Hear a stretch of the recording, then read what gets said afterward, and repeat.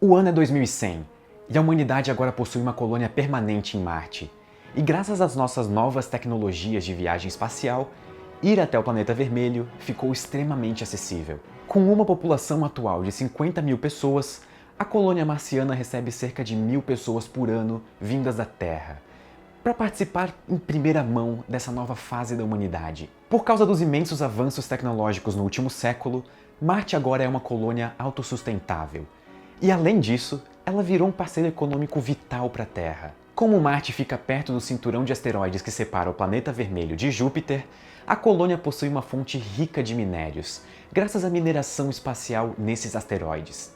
Por décadas, a relação entre Marte e a Terra foi uma perfeita simbiose, que beneficiava os dois planetas. Marte enviava preciosos minérios para a Terra, e a Terra, em troca, enviava pessoas capacitadas e novas tecnologias para Marte. Mas como Marte ainda é uma colônia da Terra, alguns problemas começaram a acontecer. Primeiro, as diversas e diferentes nacionalidades que constituem a população marciana criaram uma cultura única, diferente de tudo que nós temos por aqui. Em Marte não existem fronteiras, não existem países. Todos habitam um só lugar e o planeta inteiro se beneficia disso. Mas lembrando, Marte legalmente é uma colônia da Terra, o que significa que todas as decisões políticas e econômicas ainda são feitas pela ONU. E também são os países da ONU que decidem quais melhorias devem ser feitas na colônia marciana e quais países da Terra vão receber os preciosos minérios marcianos. E isso gera um descontentamento da população marciana. Marte é uma colônia autossustentável. Ela possui uma cultura única e rica, e ela quer decidir os seus próprios líderes e decidir, como uma civilização, quais são os próximos passos para o crescimento da colônia. E então Marte declara a independência da Terra.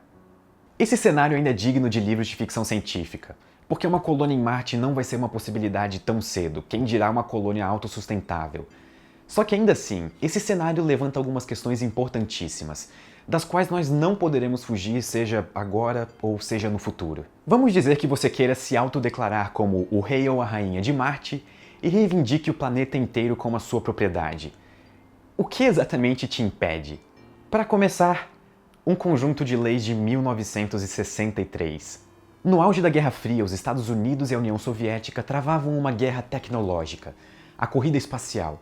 O ser humano ainda não tinha pisado na Lua, o que só aconteceria 6 anos depois. Só que como o espaço estava ao nosso alcance pela primeira vez, algumas preocupações bem sérias acerca do uso dele começaram a surgir. E é exatamente por isso que o Escritório das Nações Unidas para Assuntos do Espaço Exterior foi criado.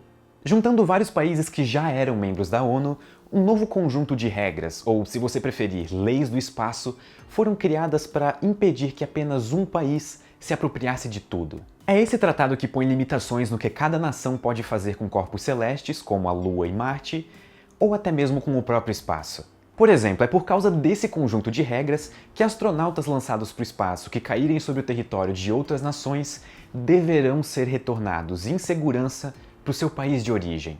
No contexto da Guerra Fria, isso era muito importante, porque garantia, por exemplo, que astronautas americanos não seriam mantidos como presos políticos caso eles caíssem em solo soviético e vice-versa. Basicamente, a Lei Internacional do Espaço é um conjunto de regras que visa a convivência, exploração e o uso pacífico do espaço. Então, caso alguém tentasse reivindicar Marte, essa pessoa seria imediatamente barrada por esse conjunto de leis. O artigo 1º, por exemplo, diz que a exploração e o uso do espaço devem ser feitos para o benefício e interesses de todos os países, independente do seu desenvolvimento econômico ou tecnológico. E esse artigo ainda complementa: o espaço deve ser província de toda a humanidade. Já o artigo 2º diz que o espaço, incluindo a Lua e os demais corpos celestes, não está sujeito à apropriação nacional por reivindicação de soberanidade, por meios de uso ou ocupação ou por qualquer outro meio.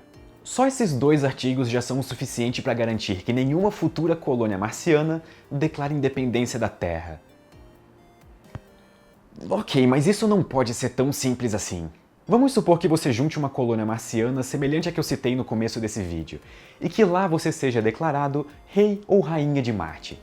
Aqui na Terra, por leis internacionais, um país é considerado um estado soberano se ele atende os seguintes requisitos: uma população permanente, um território definido, nesse caso Marte, um só governo e a capacidade de estabelecer relações com outros estados soberanos. Uma colônia como a que eu apresentei no começo desse vídeo facilmente satisfaria esses critérios.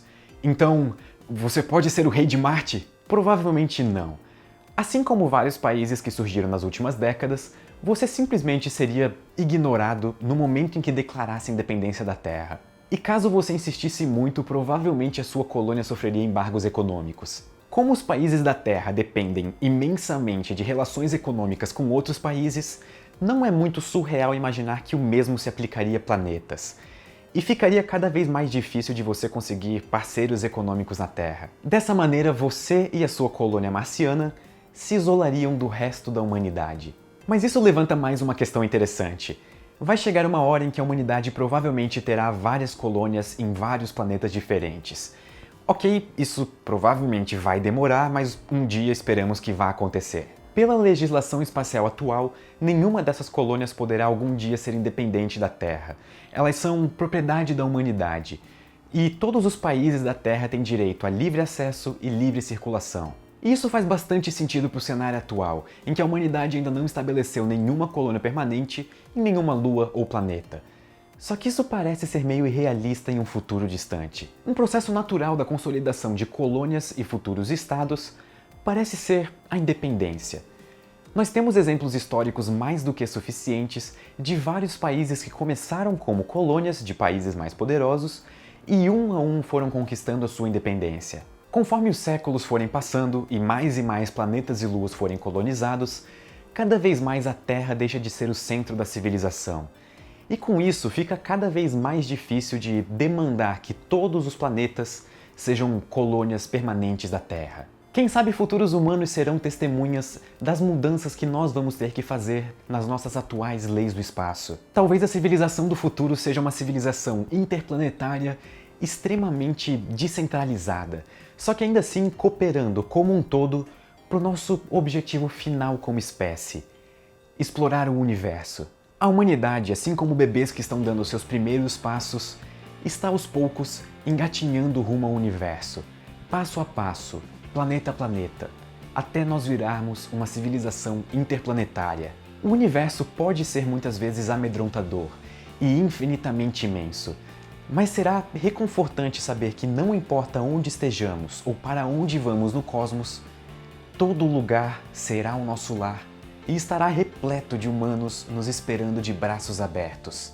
Talvez futuros humanos poderão olhar para os pontos brilhantes no céu e saber que lá em cima, em algum lugar distante, existe um planeta inteiro com outras pessoas, outra cultura, mas com uma coisa em comum: a origem, na Terra.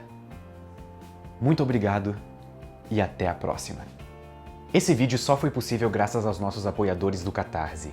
Seja um apoiador você também e me ajude a continuar a fazer esses vídeos.